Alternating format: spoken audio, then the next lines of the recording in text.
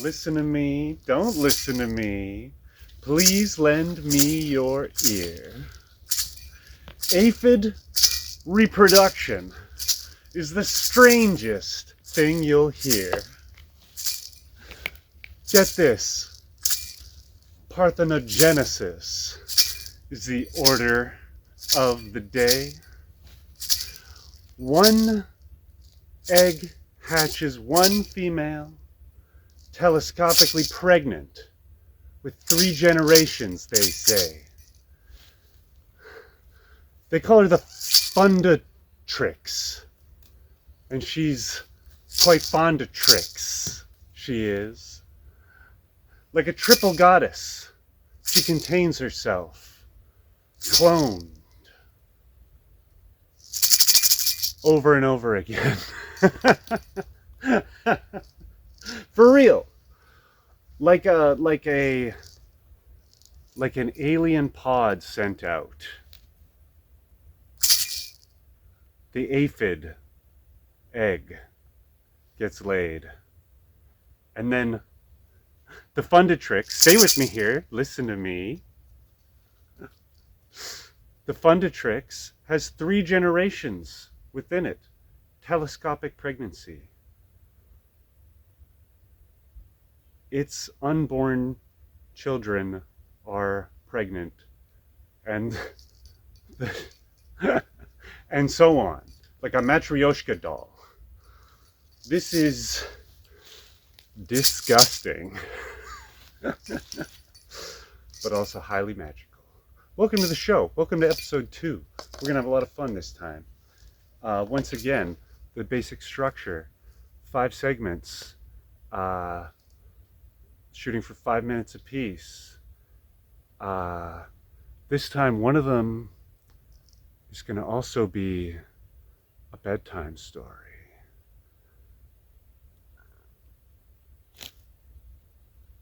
Join me, won't you?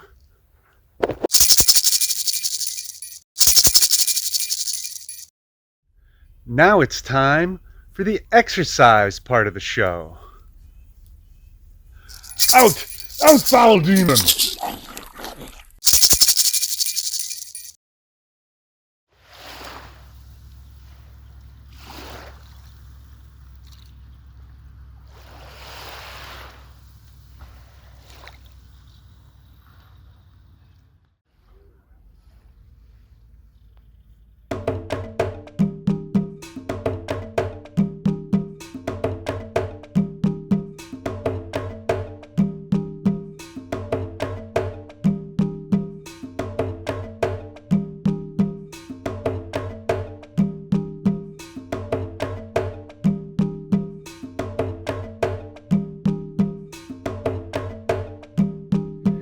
You ever think about life's big questions? You know those ones with no answer? Well, there's good news. Because with modern technology of crystals and Ouija boards and computers, we can answer life's big questions. Take the one in your mind right now. Take it. Think of it. Concentrate. Beam it to me telepathic. No.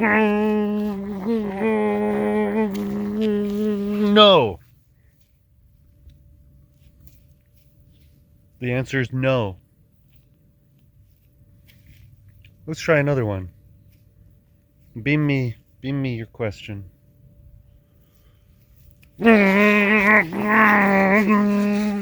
Yes. Wow. I don't know about you, but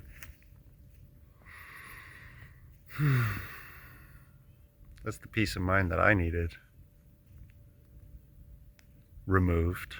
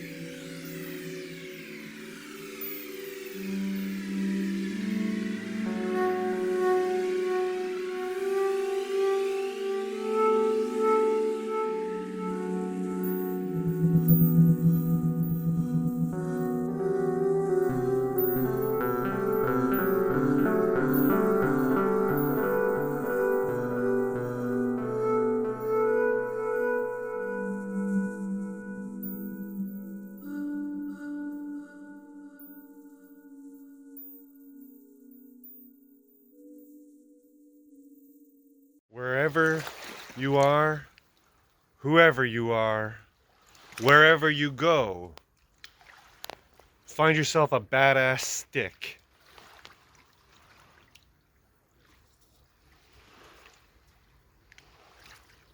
Or else.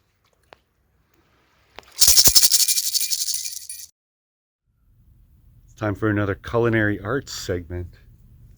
Check this out. Looks like there's nothing here, let alone food, right? But look at this. Even when it looks like there's nothing. This is a dandelion leaf. When I was a kid, I thought that dandelions were called that because they were, Leo energy. The petals, something about the petals being like the mane of a lion. A dandelion, kind of a... But no, it's the tooth of the lion in French. Dent de lion. Their other name in French translates to pee-pee in the bed.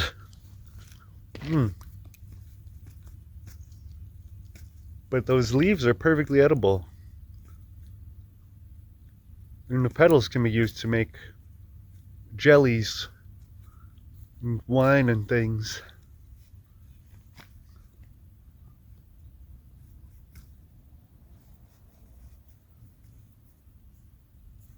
People call dandelions a weed, but we'd be a lot better off if we found food where we thought there was none. We ate our greens, so we get to have some dessert.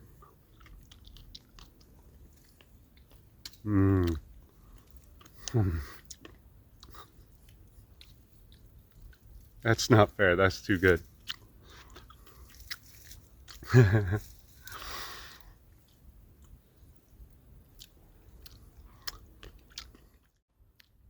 That juice.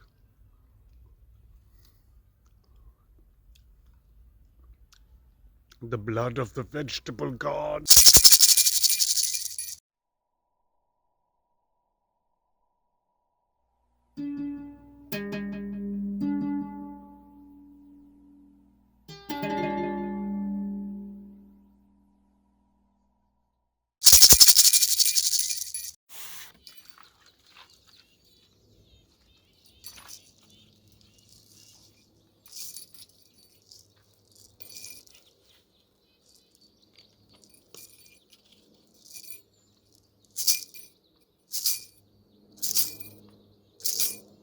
The ex-wife took the dog. I ain't got much to lose. The beatings will continue until morale improves.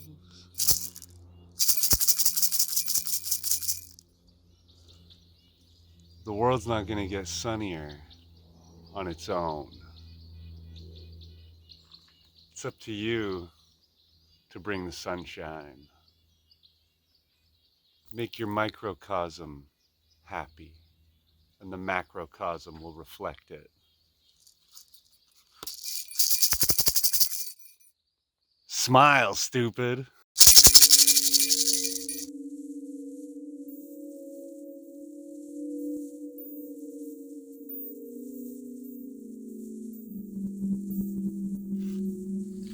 Thinking more about parthenogenesis in aphids, how that initial egg that's laid from conventional, stay with me here, from conventional reproduction where between a male and a female creates this egg, hatches the fundatrix, this omni-mother aphid that clones itself over and over again for 3 generations. Giving live birth, mind you. The fundatrix doesn't lay eggs herself. Now, parthenogenesis is hypothetically possible in humans. Now, I know what you're thinking. Christmas. right? The nativity. Who knows? Who knows if Jesus was born via parthenogenesis? Who knows? But there are stories of virgin birth, humans, throughout world mythology, forever.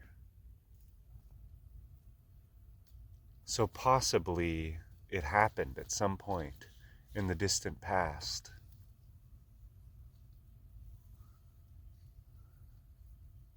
But if it did, the offspring would almost certainly be female,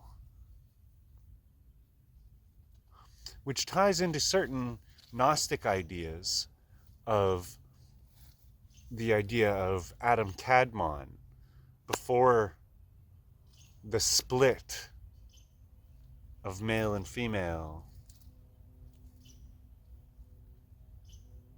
rather than Eve being an inferior piece taken out of Adam.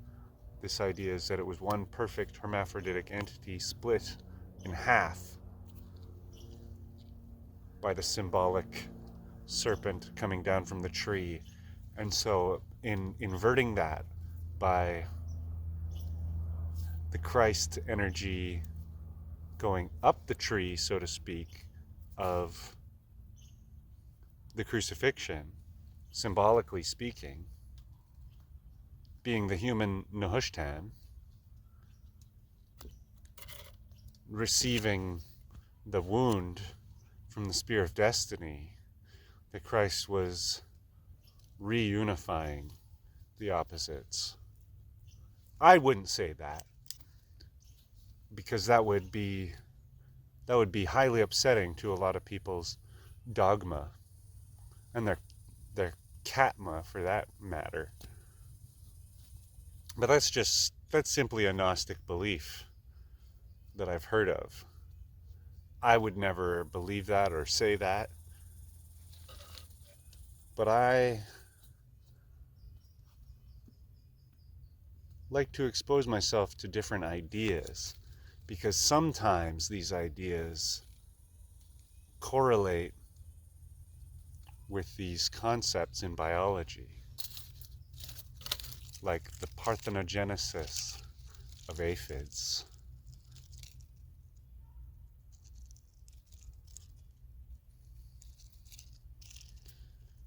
There's a lot of different ideas out there.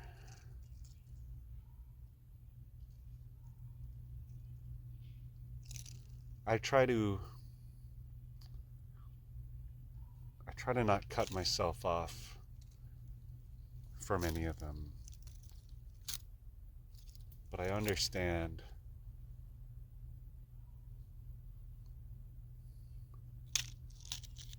it's pretty kooky stuff. Just keep in mind, I'm just some weirdo.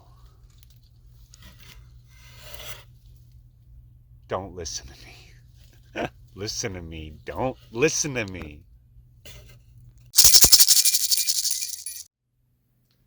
Well, it's almost time for bed. Mr. Wizard, Mr. Wizard! What is it, Phineas? Aren't you forgetting something? No, I don't forget stuff, man. You're thinking of someone else. You're about story time! Story time?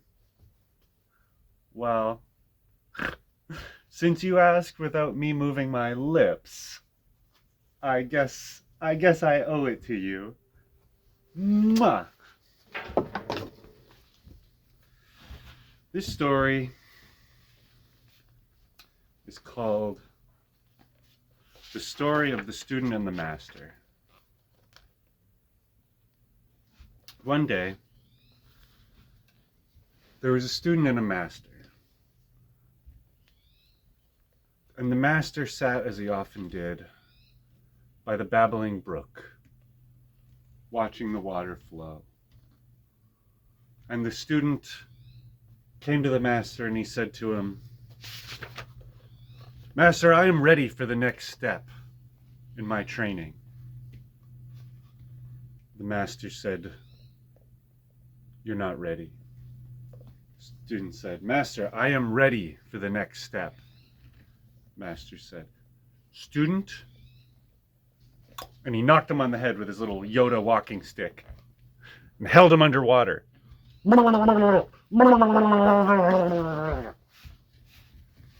Student came up.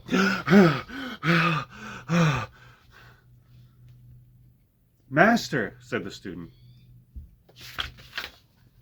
why did you do that? The master wisely looked at him and knocked him on the head again and held him underwater again. Let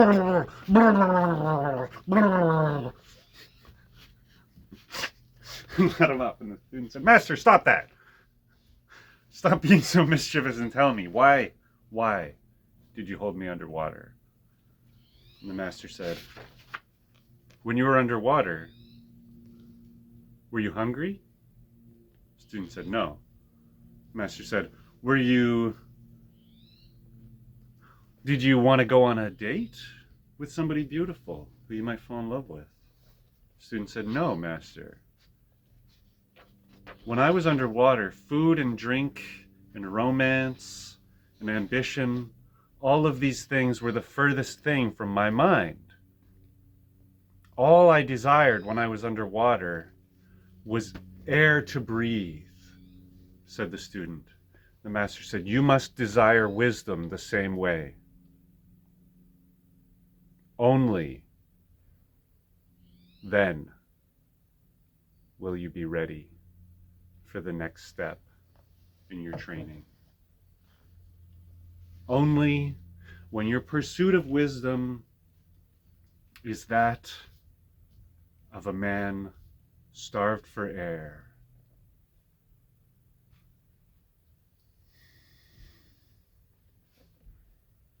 Because the wizard is to wisdom, said the master, as the drunkard is to drinking. Not that the drunkard ever gets drunk, mind you,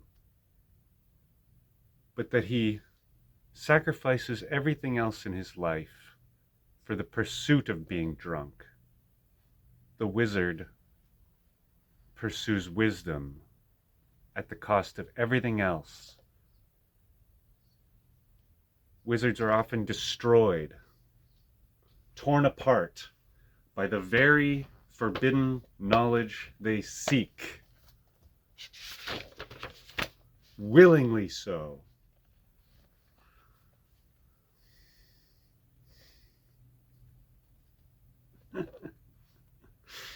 Throwing oneself into the volcano of sacrifice to the mind. And the student said, how much of this will be on the test?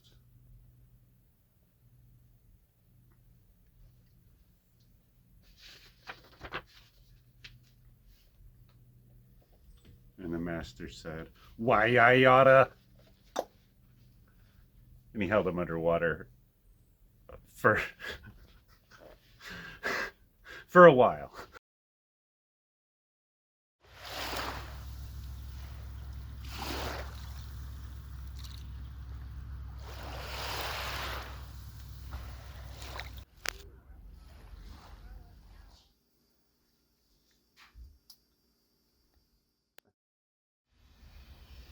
Listen to me, don't listen to me. Please lend me your ear. Welcome to the brain forest. We're so glad you're here.